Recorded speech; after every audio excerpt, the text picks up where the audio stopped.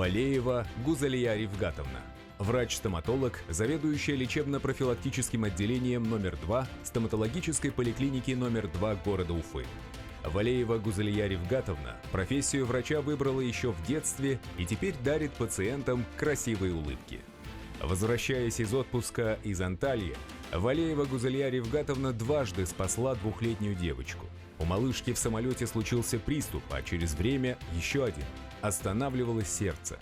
Когда я услышала о том, что ребенку плохо, материнский инстинкт, я не знаю, что это сработало, у меня не было времени подумать.